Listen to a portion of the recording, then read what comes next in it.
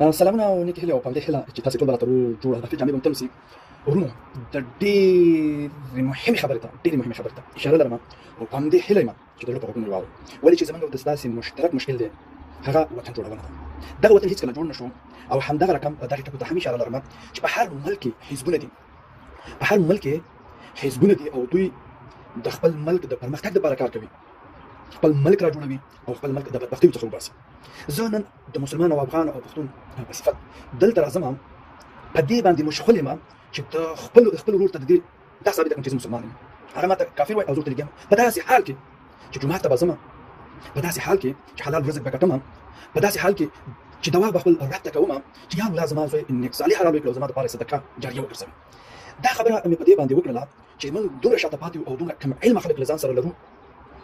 چې راځي په د خپل خېټې نه په فتوا صادروي چې ولا دا کافر دی که زه نن د منظور پښتون سره ودرېږم نو بیا به راته جمهوریت پلوه وي او دا خبره به کوي چې ګویا د ستا ذهن غربي مفکوره او فکر او ایډیالوژي له ځان سره لري نو ته ښه مسلمان کېدلی نه شي او د مسلمانانو د دغه لپاره خوړلی شي او بلکې تا د کافرانو لارې اختیار کړې که ښه خبره کوم که اسلامي خبره کوم یا دیني خبره کوم او یا د طالب دغه نیسم نو بیا دا نور خلک چې ولا دا جوړ طالب شو یا دا طالب دی په داسې حال کې چې د طالبانو هغه کړنې چې د افغانستان د آبادی لپاره آبادی سره په ټکر کې دي او د هغوی د افغانستان د آبادی د ذهن باعث ګرځي د هغې همیش ما غږ پورته کړی ده او دا مې ویل چې دغه اصلاح دې وشي ولې چې دوی خو پیغمبران نه دي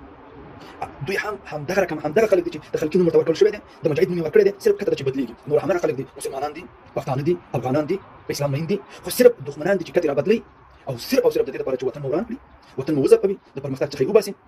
او دغه رقم علم انسانان پکې را پیدا کړي چې نن که زه د طالب ښه یادوم هغه بل اړخ مې دا رقم یادوي که چېرته بد یې وایم بیا کافر کېږم که د جمهوریت هغه اړخونه چې مثبت هغه یادوم طالب مې بیا په بل نوم باندې یادوي که چېرته هغه د جمهوریت هغه غلط اړخونه بد اړخونه هغه ضعیف اړخونه یادوم بیا جمهوریت دا هسې عذاب یې زموږ په دغه کې راپیدا کړی دی ولې چې دغه پردیو دسیسې دي هیله او امید مې دا دی چې دغه ټول حزبونه یو عقیده لري یو مذهب لري یو فکر لري ټول مسلمانان دي د دوی یو ځای کول پکار دي د دوی راټولول پکار دي او دوی ته دا خو ویل پکار دي چې دا کافر وو پلانونه چې موږ په یو بل باندې بې اعتماده کړو دغه وطن همیش په جنګونو کې راګیر وي او موږ د ضلالت سره ژوند کوو ولې که چېرته موږ راجګېږو موږ راغوړېږو او موږ په هر څه پوهېږو بیا خو دوی هغه نعمتونه خوندونه نشي اخیستلی دوی خو بیا هغه مزې نشي کولی نو لهذا زما او تا به همدغه شانتې جنګوي دغه عقل او شعور دغې خلکو ته ورکول پکار دي چې خلکي او پرچمي او طالب او مجاهد دا مختلف نومونه دي کنې دغه نومونه خو هر یو ملک له ځان سره اته او لس حزبونه لري او دوی د ملک د آبادۍ او د پرمختګ لپاره کار کوي سره که خلاف د نظر خلاف هم سیمبولیک پرمختګ مشترک دی او پرمختګ ملک ته ورکوي او هماغه دي چې موږ وینو چې ملک هم پرمختګ کوي او یو بل سره رقابت کوي چې څنګه خپل ملک په پښو ودروي او څنګه یو ملک ښایسته کړي او د نړۍ مقصد سیالي پیدا نشي په پرمختګ کې یعنې په دغې کوشش کې دي ولې موږ داسې کړلو چې موږ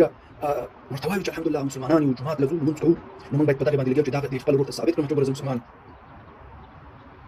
نو د دغې نه د راوتلو دپاره باید لاسونه سره یو کړو یو بل ته د دې ډاډ ورکړو چې زه هغه مسلمان ورور یم هغه مسلمان چې ته یې خوښوي او ته په دې باندې کېږي او دې بل اړخ ته هم همدغه ولې کېدای شي موږ نیمګړتیا ولرو ځکه چې کامل میر راکړې هم زیاته شوې ده باید موږ د دغې بدبختیو نه په شریکه باندې ځکه چې بل طرف هم دا ژمنه کوي دا واده کوي چې زه د وطن اصلي وارث یم او زه وطن جوړوم زه اسلام په افغانستان کې نه په نړۍ کې خپروم خلکو ته یې رسوم یعنې دا خبرو کوي او په داسې حال کې چې خپل اولادونه مو هم تباه هم د هر لحاظ تباه دا خبرې باندې هیله چې په غوږونې واورو او یو بل ته تورولۍ لاس ورکړي او دغه خپل ملک د هر نوع بدبختیو نه وباسي او د وطن او د اسلام دښمنانو ته دا اجازه ورنکړي چې هغه موږ کې فتنې راپیدا کړي او موږ د خپلو لمونځونو کې سره وجنګوي او راتلونکي نسل د نور غلامان شي همدې چې زما خبرې مې د رب په غوږونو اورېدلې رب مسپارم فاتحه